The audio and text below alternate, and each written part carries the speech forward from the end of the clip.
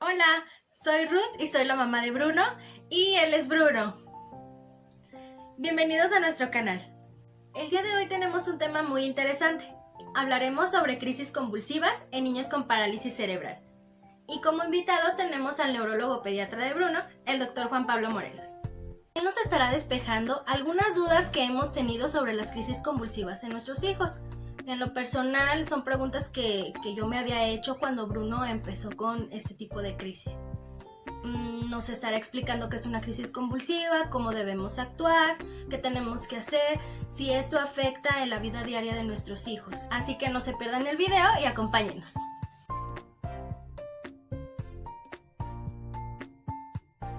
Buenas tardes, yo soy el doctor Juan Pablo Morelos, soy neurólogo pediatra. Mi especialidad pues es la neurología en la infancia. Básicamente vemos problemas de convulsiones, problemas motores como la parálisis cerebral, problemas de neurodesarrollo y un conjunto de problemas neurológicos en los niños desde el recién nacido hasta los 18 años. La parálisis cerebral es un problema motor que se origina por un problema cerebral. Por definición se llama encefalopatía motora no progresiva.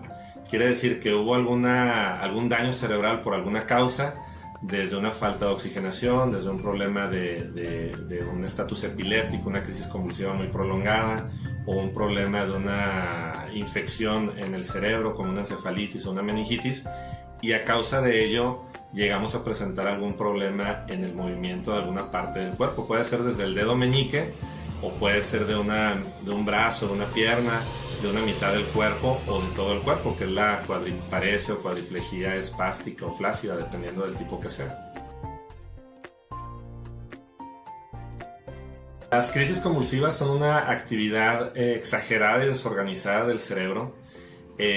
Por alguna causa también, puede ser alguna causa metabólica, puede ser alguna causa irritativa, infecciosa. Existen diferentes tipos de convulsiones, pero básicamente es una actividad anormal del cerebro muy exagerada, ¿verdad?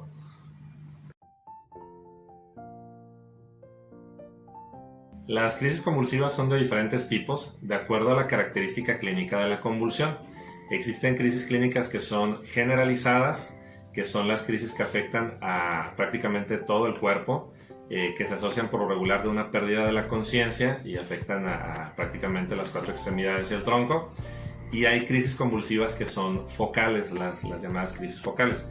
Esta clasificación se da a partir de una organización internacional, que es la Liga Internacional contra la Epilepsia, que es la ILAE, y cada cierto tiempo llega a hacer una clasificación de este tipo.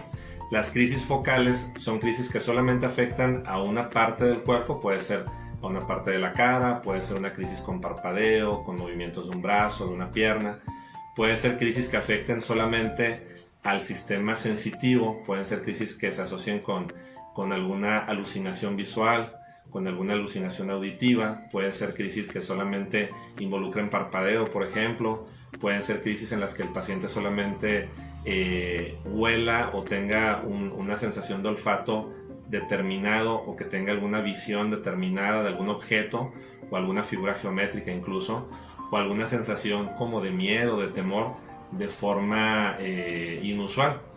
Y las crisis generalizadas, por ejemplo, pueden ser crisis que involucren movimiento de las 4 extremidades, que involucren un aumento de tono muscular, que son crisis donde involucran una hipertonía, que son las crisis tónicas generalizadas, o puede haber crisis donde solamente causen desconexión con el medio, que son las crisis de ausencia, en donde el paciente deja de tener un contacto con el entorno, se desconecta y puede tener algún movimiento involuntario, como pueden ser parpadeo o chupeteo, o alguna movimiento pseudopropositivo que se le llama, como movimientos de tratar de arreglarse la ropa, o algún movimiento de escritura, por ejemplo.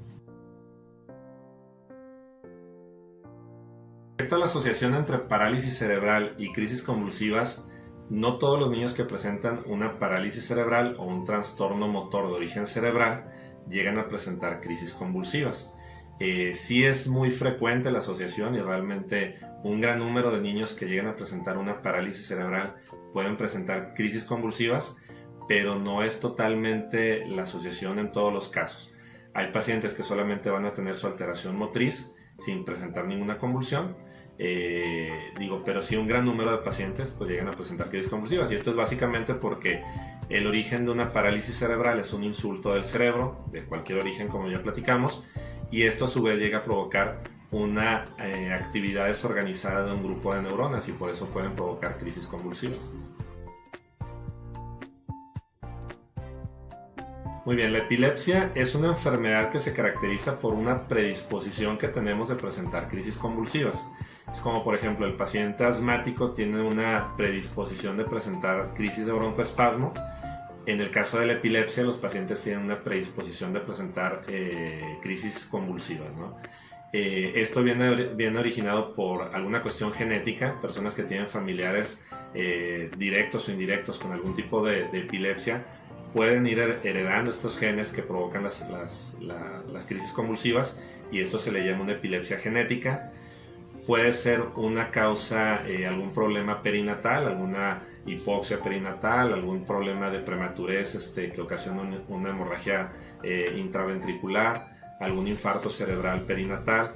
Ese tipo de problemas pueden provocar epilepsias que se llaman estructurales, que se ocasionan por un daño en el cerebro o una malformación del cerebro que se deba por alguna cuestión genética, también puede provocar una epilepsia. Entonces, en gran número de casos, en un 70% de las epilepsias no tienen una causa específica, y se cree que en esos pacientes la causa es probablemente genética, aunque no se tenga bien determinada. Con respecto a las crisis convulsivas, pues estamos hablando de que es una manifestación clínica de algo. Crisis convulsivas pueden ser provocadas o no provocadas. Yo puedo convulsionar si tengo un ayuno muy prolongado, yo puedo convulsionar si sufro un golpe en la cabeza, yo puedo convulsionar si tengo alguna infección de mi cerebro, y esas convulsiones son crisis que se llaman crisis convulsivas provocadas, que son secundarias a algún problema metabólico, infeccioso de otro tipo. Los niños, por ejemplo, algo muy frecuente son las crisis convulsivas por fiebre o crisis febriles, que son benignas y que en la gran mayoría de los casos pues no requiere tratamiento. No por tener yo una crisis convulsiva, por ejemplo que me caí, me pegué en la cabeza y convulsioné, eso no significa que vaya a tener una epilepsia, forzosamente. Hay casos en los que sí, pero si yo tuve un ayuno prolongado y tuve una baja de glucosa muy fuerte y tengo una convulsión por hipoglucemia, tampoco significa que vaya a tener una epilepsia. Es una crisis convulsiva en la que yo corrijo el problema metabólico, en este caso la baja de glucosa, y con eso voy a dejar de tener convulsiones, a diferencia del paciente que tiene epilepsia. Muy bien, ¿cómo saber que nuestro niño convulsiona? Realmente esa pregunta tiene muchas respuestas, realmente depende de la región del cerebro que esté irritado, del grupo de neuronas que estén funcionando de forma anormal. Por lo regular nos damos cuenta de una convulsión cuando vemos un cambio de actitud en nuestros niños, ¿no? Un niño que de repente se desconecta, que no responde a estímulos, o un niño que de repente llega a tener un movimiento repetitivo de un brazo, una pierna o de una parte de la cara, pues realmente debemos sospechar que tiene algún tipo de convulsión. Ojo, y es algo muy importante, no todas las convulsiones son las que vemos en las películas, ¿verdad? Normalmente pensamos en un paciente convulsionando a la persona que se pone rígida y que tiene movimientos de sacudidas de brazos y piernas, y normalmente la crisis generalizada no es lo más común. Casi siempre, y más en los niños, las crisis que ocurren en la mayoría de las veces, en un alto porcentaje, son crisis focales. Entonces, un cambio de actitud repentino en uno de nuestros niños, o un movimiento involuntario que no pudiera controlar el paciente, tenemos que sospechar altamente de una crisis convulsiva, y habría que ver ya en base a eso de qué tipo es y cuál sería la causa, si requiere tratamiento o no. No todas requieren tratamiento, pero es lo que nos haría sospechar de una convulsión. Los espasmos infantiles o espasmos en la infancia es un tipo de convulsión que es muy específico presentado en los niños. Es muy raro que se presente a otras edades, por regular lo presentan pacientes de menos de un año de edad. Y es importante mencionarlo porque es un tipo raro o no tan conocido de convulsiones. Normalmente se llegan a asociar o confundir más bien con un tipo de cólico, ¿verdad? El espasmo por regular es un movimiento una contracción de todo el cuerpo y llega a ser como si asustaran al paciente, como si se flexionara un poquito. Se da por regular con extensión de los brazos, un movimiento como si fuera de abrazo, flexión del tronco y flexión de las caderas. Entonces es como si hiciera este movimiento el paciente. Esos son los espasmos en flexión. Y los espasmos en extensión es lo contrario, es con extensión del tronco, abren los brazos y prácticamente se estira el paciente. Pero normalmente lo llegamos a confundir con cólicos. La diferencia es que en el espasmo, por lo regular el espasmo viene en salvas, que se le llaman, que son en grupos o racimos de varios espasmos de forma repetitiva, que pueden ocurrir en racimos de 20, de 30, de 40 espasmos durante un tiempo determinado. A lo mejor los presentan en 3 o en 5 minutos, pero vienen uno tras otro, tras otro, tras otro, ¿no? Entonces, a diferencia de un cólico, ¿no? Un cólico pues jamás le va a dar a un niño de forma tan repetitiva. Entonces, es un tipo de crisis que no es tan frecuente, pero es de especial importancia porque puede llegar a relacionarse en la mayoría de las veces con un retraso o una regresión del neurodesarrollo. Entonces, es muy importante identificarlos, ¿verdad? Ya la ventaja que tenemos es el uso de celulares. Esa es una herramienta muy importante para la neurología pediátrica, porque es muy importante el grabar todo lo que le damos raro a nuestros niños. Es bien importante grabarlas con el celular y mostrarlo a un médico competente para que nos describa qué es lo que está pasando. Esa parte de la descripción clínica o el visualizar un evento de estos nos ayuda bastante para definir qué tipo de problema llega a ser.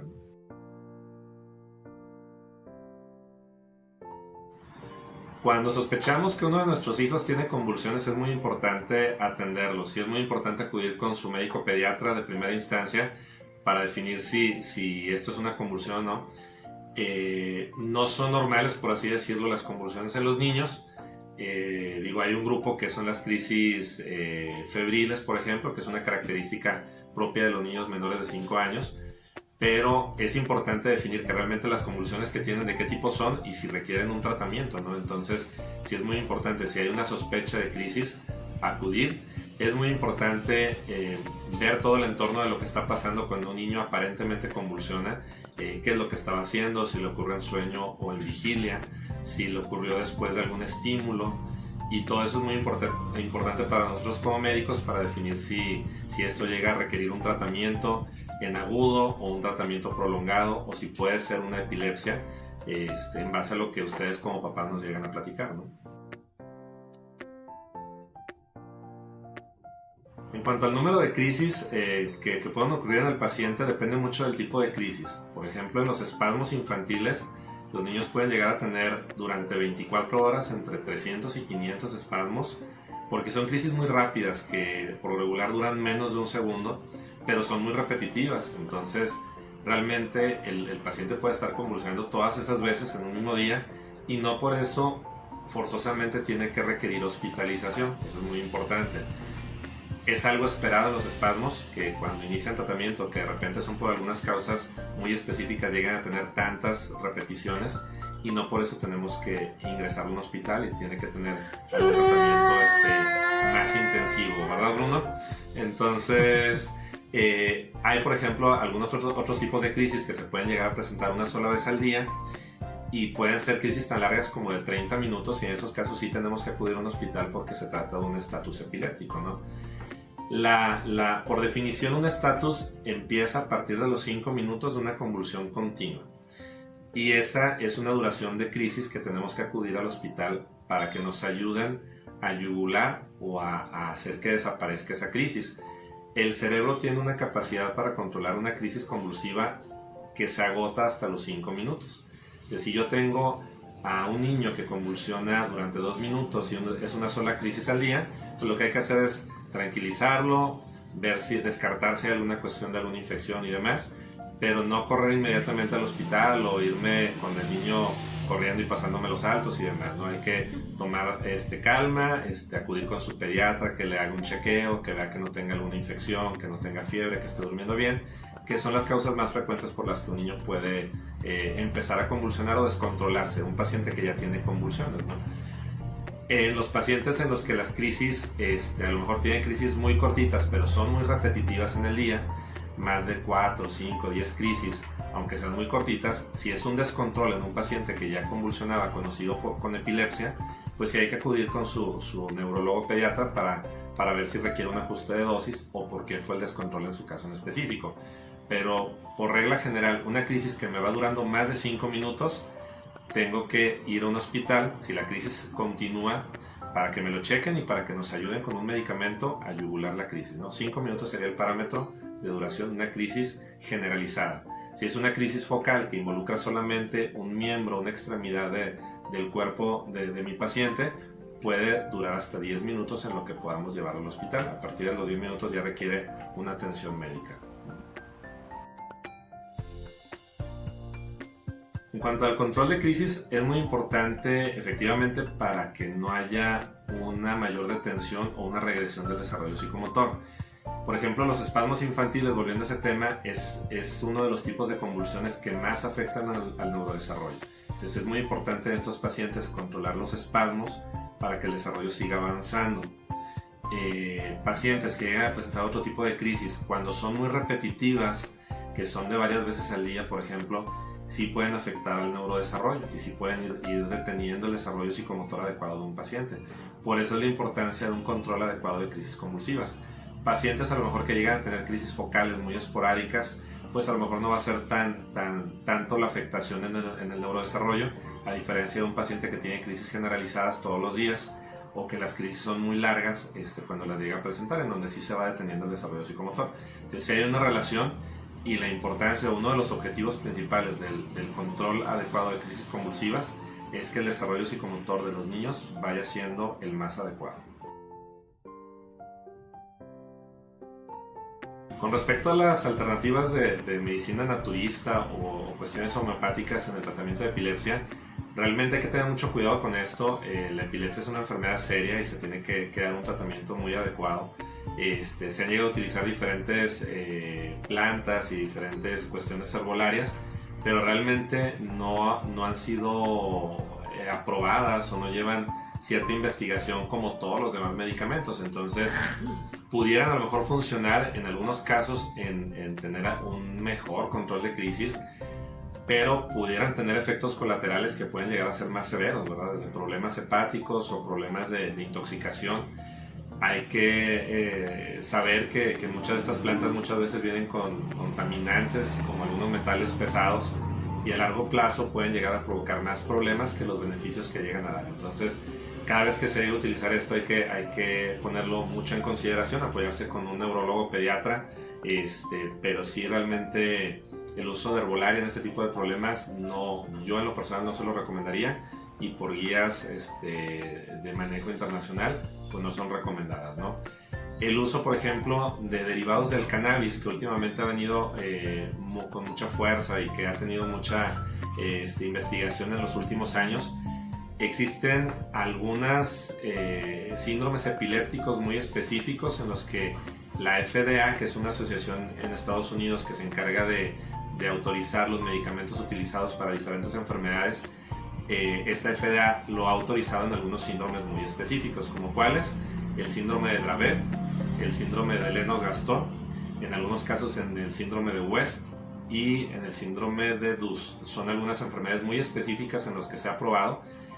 Ojo, es un derivado muy específico del cannabis, que es el cannabidiol, que es lo que se ha llegado a utilizar. Existe un medicamento, de hecho, ya específicamente aprobado por FDA, que es el Epidiolex. En México no existe el medicamento, no se ha importado. Pero realmente este medicamento en específico lleva una investigación muy fuerte, muy importante. Tan es así que ha llegado a ser aprobado. Son casos muy específicos, no a todos los pacientes se les llega a dar, no en todos los pacientes funciona, y no es cannabis como tal, es un derivado del cannabis, es un compuesto muy específico que no contiene la parte psicotrópica del cannabis, que es el THC, es cannabidiol. Estamos hablando de que el cannabis, que es la planta de donde se saca la marihuana, que no es lo mismo, el cannabis tiene 600 compuestos y de estos 600 se extrae uno solo, que es el cannabidiol, y es el que se usa como tratamiento de epilepsia. Entonces eso es bien importante. No es la panacea, no es la cura de todas las epilepsias, es solamente en algunos casos muy específicos. Igual se tienen que apoyar con un neurólogo que tenga la experiencia en este uso, y tienen que ser compuestos muy bien realizados, con mucha seriedad y que sean seguros, principalmente para evitar este tipo de efectos tóxicos o de efectos secundarios en nuestros pacientes, ¿no?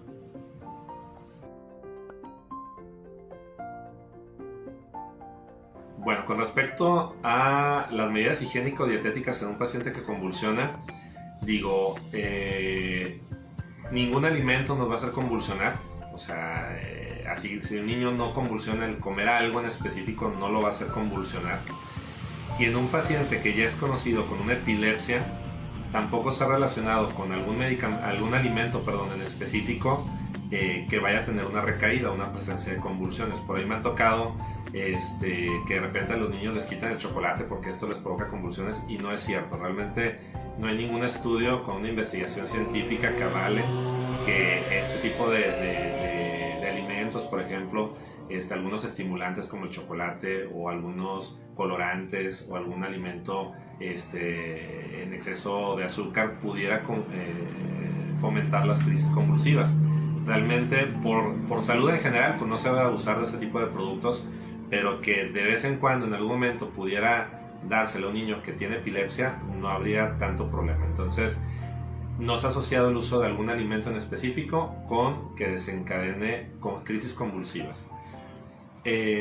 Con la cuestión de que si hay que cuidar la dieta, en efecto sí, porque en los niños los medicamentos los vamos graduando de acuerdo al peso del paciente. Entonces en un niño que come mucho y que sube muy rápido de peso, que ya está tratado por una epilepsia, el que me suba muy rápido de peso puede hacer que tenga un descontrol, porque me quedó la dosis del medicamento que yo le estaba dando baja para el peso que aumentó. Entonces ahí sí hay que cuidar mucho el peso, o incrementos muy rápidos de peso del paciente, hay que cuidarlos y comunicarlos con su médico tratante, ¿no? Existen algunas cosas que sí hay que cuidar, por ejemplo la falta de sueño, que es una teoría que se tiene, sí puede provocar crisis convulsivas, y sí va muy relacionado la falta de sueño con recaídas en cuanto a las convulsiones. Es muy importante que los pacientes que ya se conocen como epilépticos o que tienen una predisposición por convulsionar duerman bien, porque la falta de sueño puede provocar convulsiones. Cualquier tipo de estrés físico, como lo son la presencia de infecciones, de fiebre, ayunos prolongados, la falta de sueño, pueden provocar convulsiones en un paciente. Entonces hay que cuidar mucho todo ese tipo de estrés físico, más que nada, ¿verdad? El hecho de todos estos alimentos, chocolate, leche, cítricos, algunas frutas, pues no nos ha asociado con un aumento de las convulsiones.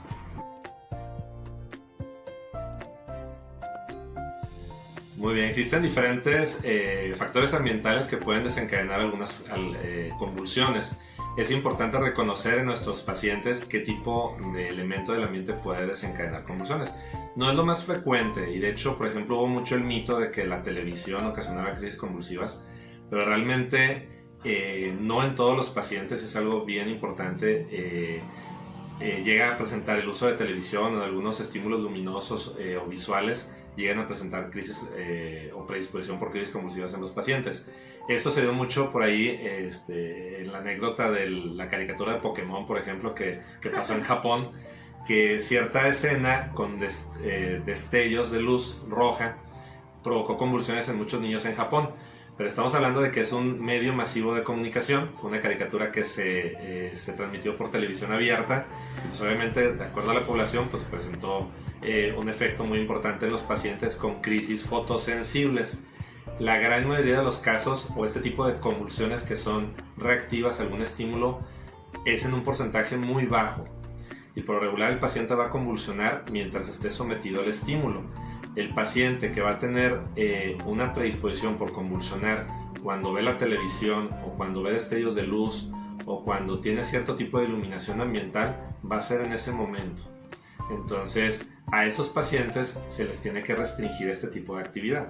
Entonces, no quiere decir que si yo vi la tele en la tarde y convulsiono en 2 días, quiere decir que porque fue la televisión que vi hace 2 días, pues no es así, ¿verdad? Entonces, si yo estoy viendo tal programa y ese programa tuvo un estímulo determinado y me provocó una convulsión, en ese paciente hay que tener mucho cuidado con los estímulos visuales, porque probablemente le va a provocar convulsiones.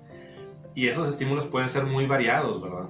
Hay pacientes que convulsionan a la hora de que los van a meter a bañar. Hay pacientes que convulsionan cuando tienen cierto estímulo mental, por ejemplo. Hay epilepsias reactivas ante el pensamiento matemático, por ejemplo, ante cierto tipo de dolores, por ejemplo, ante cierto tipo de tacto. De repente agua muy fría para bañarse, agua muy caliente lo puede hacer convulsionar.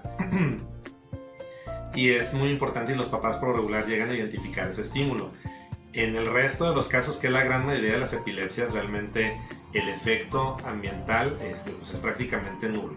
O sea, ¿qué quiere decir esto? Que no todos los niños van a convulsionar por la luz, no todos los niños van a convulsionar por el agua caliente ni el agua fría. El número de niños que lo hace es muy pequeño, ¿verdad? Y normalmente esto se trata de descartar a la hora de hacer el electroencefalograma. Cuando se le hace un electroencefalograma a un niño, se le pone un fotoestímulo, que es una luz de flash a diferentes intensidades, tratando de estimular descargas eléctricas en el electroencefalograma e identificar los niños que pudieran llegar a tener este tipo de respuesta a estímulos luminosos. Pero en general, el convulsionar por un factor ambiental es muy raro, pero hay que identificarlo en todo caso, ¿verdad?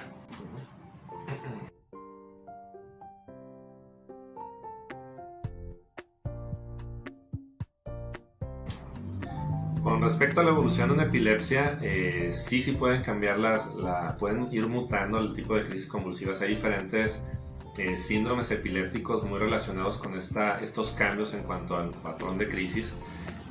Por ejemplo, el síndrome de West, que se llega a diagnosticar entre los 3 meses y el año de edad.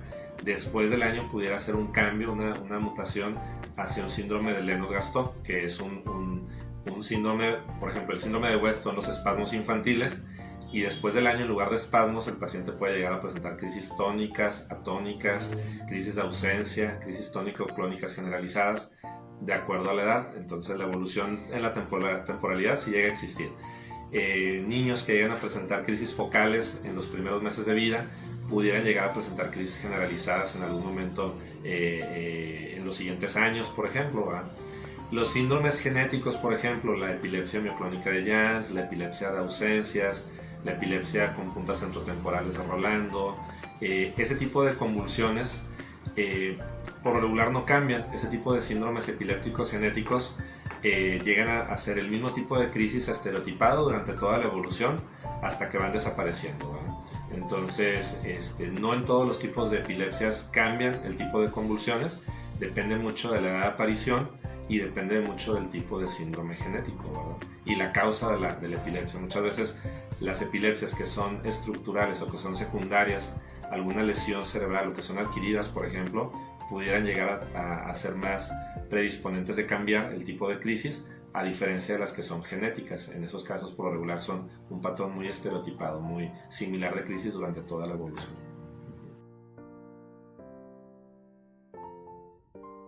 Con respecto a que si las convulsiones duelen, normalmente no, o sea, por lo regular, y de repente los niños llegan a tener una fases de dolor y llegan a parecer que sí les duelen, pero es más que nada por la contracción involuntaria de los músculos, ¿verdad? Normalmente en una convulsión, en un gran número llegan a tener un aumento del tono generalizado, y eso pues también involucra músculos faciales, ¿no? Entonces, incluso el sonido que se llega a hacer es un sonido como de dolor, pero es más que nada por el aumento de tono también a nivel de la caja torácica y del abdomen, ¿no? Entonces, el aumento de tono generalizado va a hacer que tengan este tipo de sonido como un pujo, por ejemplo, ¿verdad?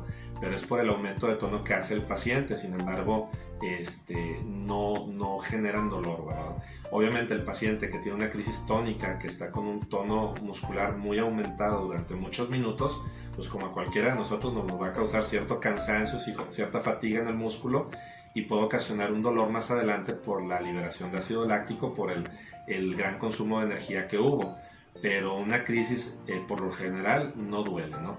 Los pacientes ya después de una convulsión pudieran sentir dolor de cabeza en algunos casos, es algo que pudiera llegar a relacionarse, pero en el momento de la crisis por lo regular no ocasiona dolor.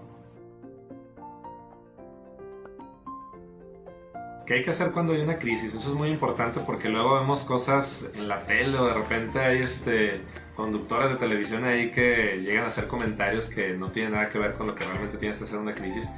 Y siempre como papás o como cuidadores de un paciente con epilepsia, tenemos que conocer, es muy importante recostar a nuestro paciente cuando hay una convulsión. Tratar de adoptar el decúbito lateral izquierdo, que se le llama, que es acostarlo de ladito sobre el cuerpo, del lado izquierdo de preferencia.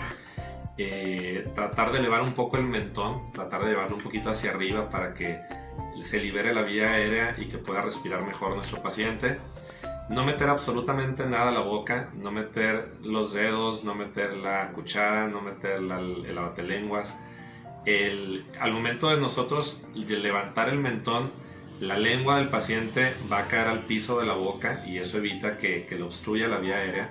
Pero si yo le meto algo a la boca, más que lastimarme a mí, lo pongo en riesgo a él, porque yo puedo empujar la lengua hacia la garganta y yo puedo asfixiarlo, ¿verdad? Entonces realmente no se recomienda meter absolutamente nada, eso es algo muy importante.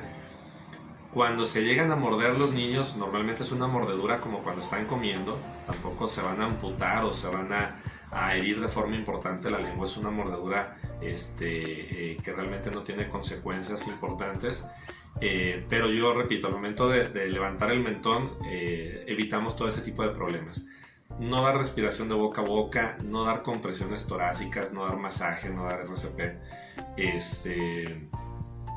El niño normalmente no deja de respirar cuando hay una convulsión. Puede hacerse la respiración más superficial, puede respirar un poco menos profundo, más si es una crisis tónica por la contracción que hay a nivel de todo el cuerpo. Está tenso todo el cuerpo, incluyendo los músculos torácicos o los músculos accesorios de la respiración, y por eso la respiración se hace más superficial, y por eso el paciente puede tener un poco de cianosis o de coloración morada de la boquita, pero no deja de respirar. Entonces hay que evitar dar respiración de boca a boca, hay que tratar de liberar la ropa que tenga muy ajustada, desabrochar botones, cinto y demás, y tomar el tiempo. Si el paciente dura convulsionando menos de 5 minutos, dejarlo descansar en casa, marcarle a su médico. Si la crisis va durando más de 5 minutos, tratar de ir juntando nuestros documentos y tratar de encaminarnos a un hospital. Eso es importante, ¿verdad? Pero básicamente es lo que hay que hacer en una crisis. Si alguien nos puede apoyar tomando un video, eso es bien importante para el médico que los atiende, para saber de qué tipo fue la crisis que presentó. Muy bien, después de que ocurre una convulsión, así como cuando empieza, hay que mantener la calma. Siempre es importante como papás estar con calma y saber qué es lo que vamos a hacer, ¿no? Entonces, si la crisis convulsiva me duró menos de 5 minutos, estaba en casa y terminó, dejar a nuestro niño descansar, que repose, marcarle a nuestro médico para saber qué es lo que vamos a hacer. Si hay que hacerle algún estudio, si hay que llevarlo a checar, si hay que aumentar la dosis de algún medicamento. Pero básicamente es dejar descansar. Muchas veces hay el mito de que no podemos dejar dormir a nuestros niños después de una convulsión, y eso no es cierto. Realmente se recomienda que duerman. Es un estado que se llama estado posictal después de una crisis, y el cerebro lo que hace para recuperarse es dormir. Entonces hay que dejarlo dormir, o sea, realmente hay que dejarlo dormir, hay que vigilarlo. Si llegó a vomitar, hay que tratar de aspirar secreciones con alguna perilla, hay que tratar de eliminarlas de la boca, y dejarlo descansar básicamente. Ya en la medida que esté estable, que esté más tranquilo, si hay la indicación, llevarlo a consultar con su médico para que lo valore, para que cheque si hay algo que hacer. Pero básicamente es lo que hay que hacer. No hay que salir corriendo, eso es muy importante. No hay que exponernos ni exponer a nuestro niño durante el trayecto a un hospital. Hay que mantener la calma, y digamos, tenemos media hora para llegar a un hospital cuando hay una convulsión. Eso es muy importante. Después de media hora es cuando pudiera haber alguna secuela de alguna convulsión. Eso me faltó mencionarlo anteriormente, pero digamos que tenemos media hora para poderlo trasladar de forma segura a un hospital. Obviamente no me tengo que esperar hasta los 30 minutos para llevarlo, pero sí se habla de que cuando hay secuelas de una crisis convulsiva, estas se llegan a presentar prácticamente después de que el estatus se llama un estatus refractario, que es después de la media hora que empezó una crisis convulsiva.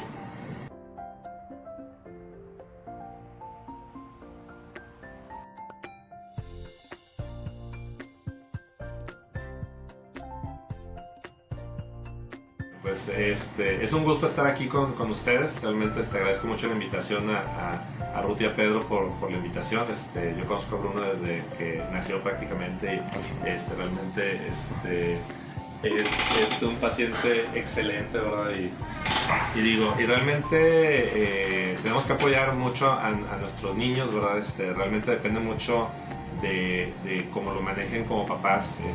Deben de estar tranquilos como papás cuando se presenta un problema neurológico, deben de dar un seguimiento adecuado y básicamente la evolución de nuestros niños va a ser de acuerdo al esfuerzo que hagamos, ¿verdad?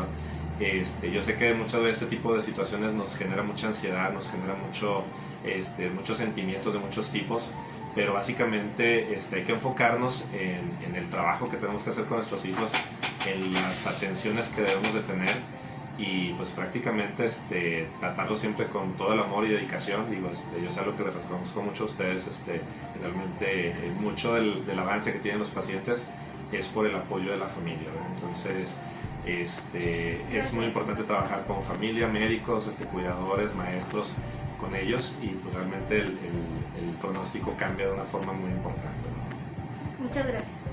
Muchas gracias, hasta luego. Gracias.